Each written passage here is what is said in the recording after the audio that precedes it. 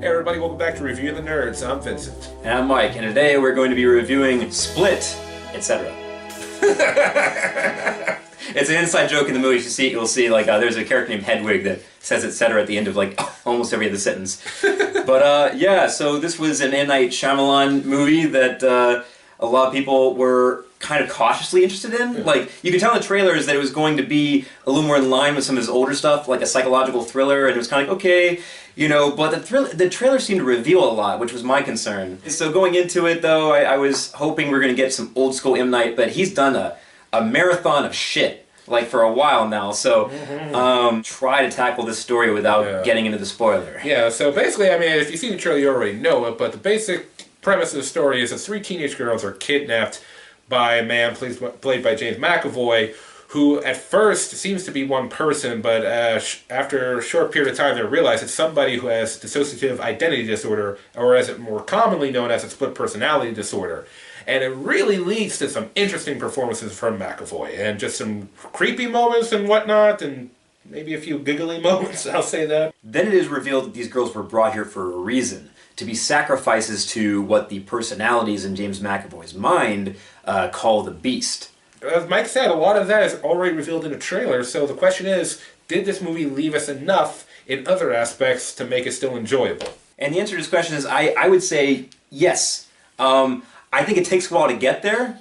You go through some hoops and stuff, and kind of some things that you already predicted based on the trailer, but what you're left off with in the final moments of the movie, I think, is kind of exciting. And we'll get into that more in the spoiler section. This movie, definitely, I mean, if you've had a problem with M. Night in the past, you might still find them. But overall, this movie's really good. I think a lot of the reasons why it works is the performances. The actress who plays the main kidnapped victim, character's name is Casey, she's really good in this. And there's a lot of, like, a lot of her performance is, I don't know if I would... kind of subtle, because she doesn't talk as much as it is in her face. You really believe that she is terrified of what's going on around her, that she's trying to, like, work through it. The other girls, they have their parts too, and they do just fine. Well, and I was going to say in Casey, it's more in her actions that you really get to understand her character, because while everyone else is just acting off the cuff and everyone's very kind of like, let's just do something now, she's very kind of introverted and quiet and calculating and trying to feel out the situation almost to a fault. There's times where I was like, just act! Do something! There's times I thought that. But there's just some moments in this movie where you're just like, what the fuck are these characters doing? Like, there's one moment where Casey has a walkie and she's talking to this guy, begging for him to save her, and the guy's like, this is a joke, right? And then she's sitting there like screaming, help me! And then he's just like, I've been kidnapped! This man's gonna kill me! You got, like, my name's Casey Cook or whatever it is, like that. He's like, Ted, is that you, man? Stop saying. Like, I was like losing my shit in the theater. I was like, dude, what? There's a certain point where it feels like the guy would have caught on. I don't know, unless he's mentally challenged in some way. But she's really cautious into trying to figure out how to survive the situation. And you find out a lot about her. They have a lot of flashbacks that kind of build her character. You start to understand why she's a survivor and resourceful and a loner. She's been through a history of abuse, and it's made her into a stronger person for this scenario. In the end, it totally benefited. It led into the final moments, and I thought that it had a payoff. But cutting back to her past seemed kind of counterproductive to trying to understand James McAvoy's character, because the rest of the movie is so built around trying to unveil him and everything. So it works later, once you understand that in some senses there's some kindred spirit thing going on here between the two of them. But, McAvoy obviously is like a tour de force in this movie. He is awesome, and he has such a big job in this movie, because not only does he play one of the main characters, his character is the character that's multiple characters in one. And so, now, in the trailer they say that this... I don't even know which character to call him by, but we'll say... His real name, the guy's real name is Kevin. Yeah, so we'll go by Kevin. But you only see Kevin just briefly in this. It's mostly the others. Yeah. So there's supposed to be 23 distinct personalities in this one person. Now, do we see all 23 distinct personalities in this movie? No, we don't. And that's actually a good choice, because they've tried to show all of them. It just would have been a mess. It would have been like a 5-hour-long movie. Oh, God, yeah. They focus on the ones that are dominant and the ones that have relevancy to why the character is being the way they are. And just allow you to understand, why this personality is doing that, which personality is being influenced by another. And it was a good choice. We see a few glimpses of the other ones, but for the most part it focuses on about, I don't know what, 3, maybe 4 of the personalities. Well, it's mostly because some of the personalities have kind of led a coup inside his mind, like a mutiny. And there's like 3 very prominent ones. You have Dennis, you have Patricia, and then you have Hedwig, who is a 9-year-old boy. And he leaps from these personalities, sometimes simultaneously in the same scene, like with such ease. It's so creepy. And some are so funny. Yeah. Like Patricia, like there's one part where she's talking about like the what she put in the sandwich, and she does this little, just like that little. I know. Yeah, it's so weird. And like Hedwig, he loves Kanye West, and he loves to dance Kanye West songs. Oh my god. Oh yeah, there's like Hedwig, because he's the little kid. He's probably the funniest of them all. Yeah, and it's not etc. Like, yeah, etc. He really is funny, and it's just like and the way McAvoy plays him, you really believe the kid, and just the way he plays all the characters. You're not watching the movie going like, oh, that's James McAvoy pretending to be a woman, or that's James McAvoy pretending to have OCD. No, with each one of these characters he performs, I see a distinct character. I don't see like James McAvoy in a dress. I don't see James McAvoy like all nice and tidy, or like, I believe these are all different characters. It just goes to show you just how awesome of an actor he is. Yeah, I've always been a fan of James McAvoy, and you just see like incredible variety in everything he can do. Yeah. And each character, like you said, they totally have their own verisimilitude. Like you totally believe them. It's because in his performance, he doesn't just focus on typical basic things like his voice, or it's the smallest twitches of the face, the smallest little details that make up a human being and make them an individual. You completely believe each of these people are their own person. Hedwig is an innocent that's easily manipulated by the other 2 prominent personalities, Dennis and Patricia, and they're kind of like religious fanatics that have this belief system built around what they call the beast. There's also the character of Dr. Fletcher, who is Kevin's therapist, and she's kind of interesting. She can kind of see, unlike other therapists who seem to be mocking her or disbelieving of her, that Kevin is a very unique patient, and that it's not just that he has multiple personalities, that these personalities are changing him in ways that haven't happened before, and she's working biologically changing, and that just changes on a chemical genetic level. Yeah, I mean, the most basic example to give is that one of the personalities, I think name is Jade, that she's diabetic. Yeah, she's a character that really does care about Kevin. She does care about her patients, but that's kind of becomes her fault. She cares about them to the point where she no longer sees them as patients. She sees them as someone that she is personally invested in. Like, they're not just patients, it's like more like family, as she kind of says in the movie, which leads her to make some bad decisions in the film that you kind of see more and more as things go on. The actress who played her did a good job. You really believe that, that she does care about this guy, or group, I guess I should say. Yeah, because she believes in all the personalities. Yeah, she does respect each person as an individual. Yeah, really, really well done.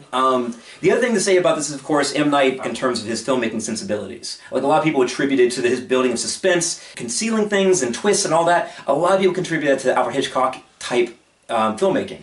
And I felt like he kind of lost the throne there for a while. But this is a return to that. There is a lot of like Alfred Hitchcock type suspense building in this. There's definitely some choices that I think are strange. Also in his cinematography, how he has these tight shots on people's faces. Yeah, I gotta admit, like, at first I kind of got what he was going with like the tight shots on some of the characters' faces. Like, he really wants to make it like really right here. It works for like McAvoy, because like as you said, all the little facial expressions and twitches he does, like, it really shows like this well-written out character on the face, but they keep doing it so much on some characters that it just, after a while, it got annoying. It's like, okay, I can see their face, I get it. Also, the environment that we find them is some kind of like underground basement-esque area.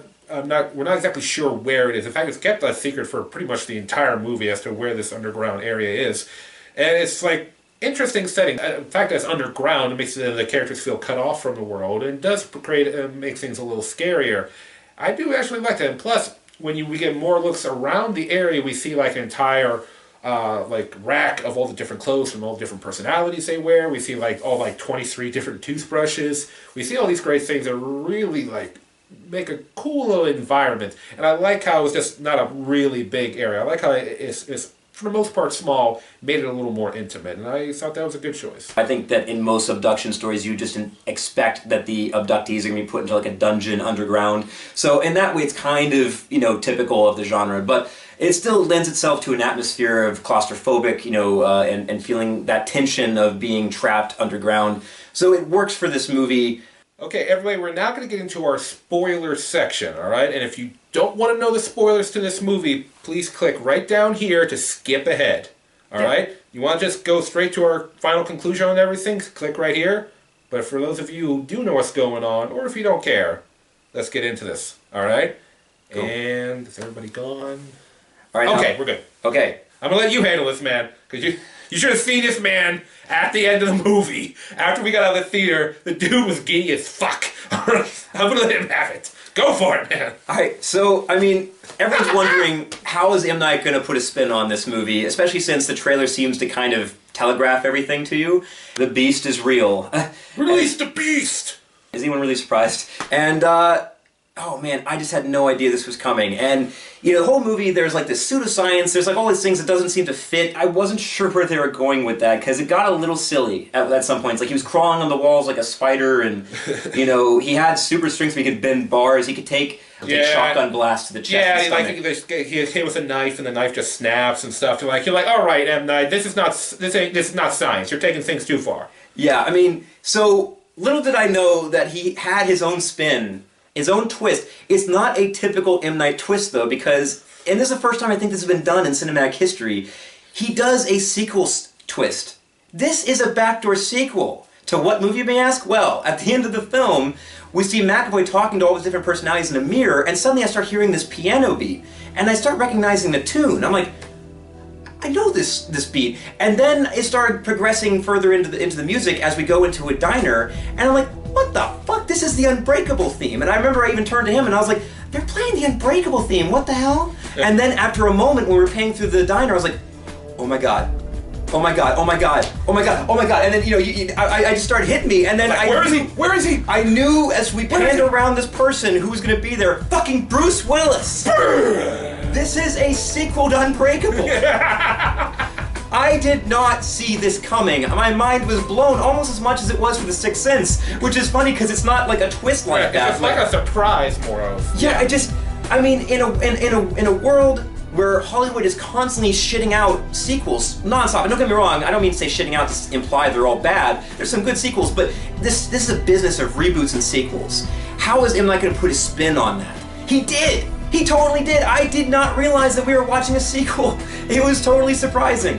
It was like pretty damn cool. And you should have seen Mike here. Mike was like, you were trying to hold back, not screaming out of joy in the middle of the theater. You're like, before the credits hit, I could see him. He was down.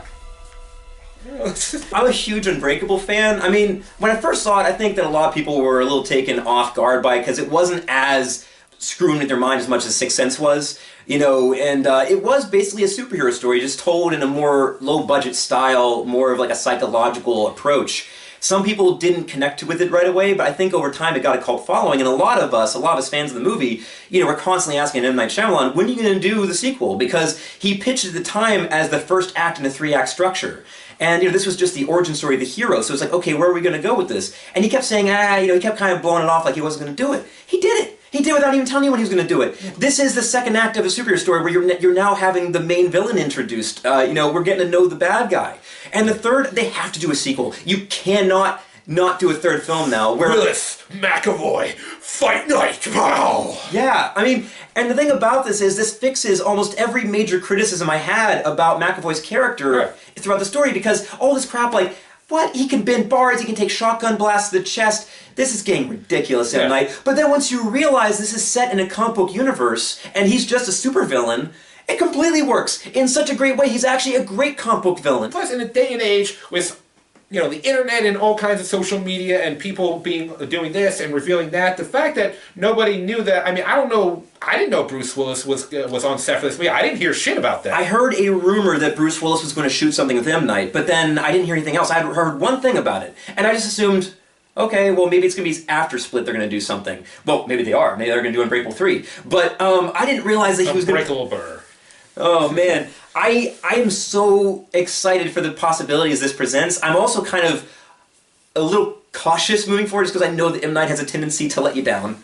But this is going back to one of his best films in my mind. I mean, Sixth Sense obviously is his best movie, everyone knows it, but I mean, Unbreakable is his second best in my mind. And he finally did it. He finally did the sequel. And the sequel, once you realize it's a sequel, it's actually a pretty solid movie. Like, it completely fits in that universe. Yeah. So... Yeah, it's amazing how that ending, that literally the last, like, minute and a half changes so much.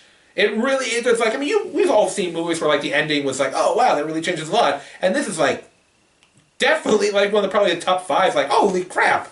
This movie went from okay to, like, holy crap, good. Like, you know. Yeah, I mean, well, the thing is, and you have to really credit M. Night for this, because I really don't think this has ever been done before. There's been movies set in the same universe that has cameos by different characters and stuff, but this was, like, his take on a sequel in his universe, like, in his twist mind. You know, how do I bring my sensibilities to the sequel superhero films?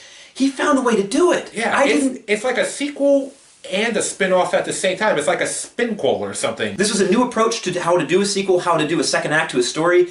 I think it was innovative, which I never thought I'd say about M. Night again.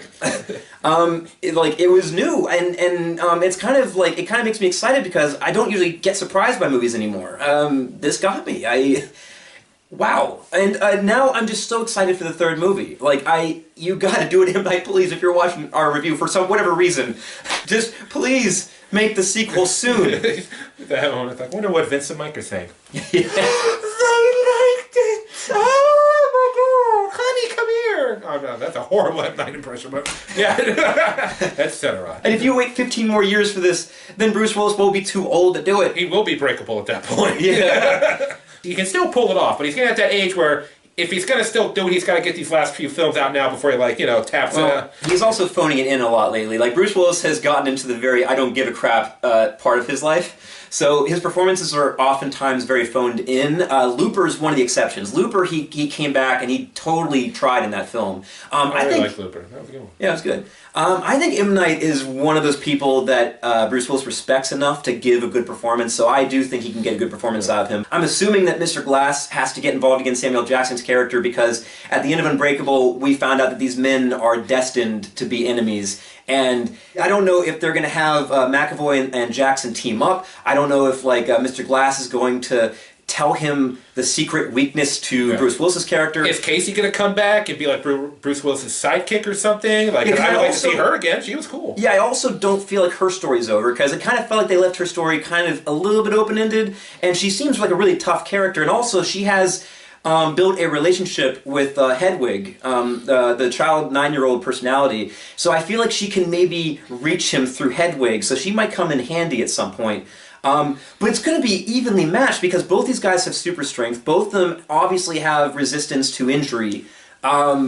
They both do have weaknesses, you know, so it'd be interesting to see how they play off that in a world of all these sequels and superheroes that M. Night would find a way to, like... Sneak one in. Yeah, I just... right under the radar. I have to congratulate you, sir. I mean, I think there's some issues with this movie, but in general, it is a strong follow-up and setup for a villain. Like, this villain could be really cool. And McAvoy, wow.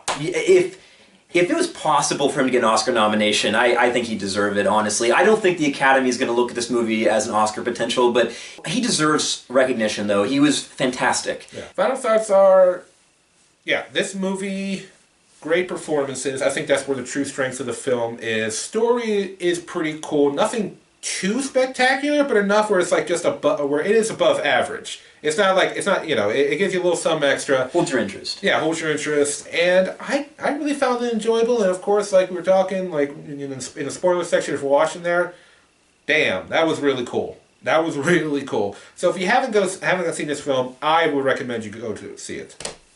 Yeah, you know, I will agree. Like, I would say that if it wasn't for the last minute of this film, which we talked about in the spoiler section, I would have said this movie was okay. It was okay. Yeah. You know, I was okay with it. I mean, like, there's one or two issues, but it did work as a character piece. It was a psychological thriller. It did its job, but once that last minute is revealed, it elevates the movie above being okay. And now I dig it. Yeah. I do dig it. I am excited for what could this could lead into for M. Night's future. I'm just hoping that he has picked that ball back up and he's going to hold it tight. Don't drop it. And I would recommend this movie. And hell, if you're up for it, maybe watch some of M. Night's better films, before you see the movie. Help give you a little bit of a, just remember, that he used to be pretty good, and this movie will they will lead into this movie with their quality. Well, everybody, that's our review of Split. We hope you enjoyed it. Please tell us what you're thinking down in the comments. Agree, disagree with us, whatever. And of course, please subscribe to our channel. But until next time, I'm Vincent. And I'm Mike. And this has been Review the Nerds. Catch you next time. Etc.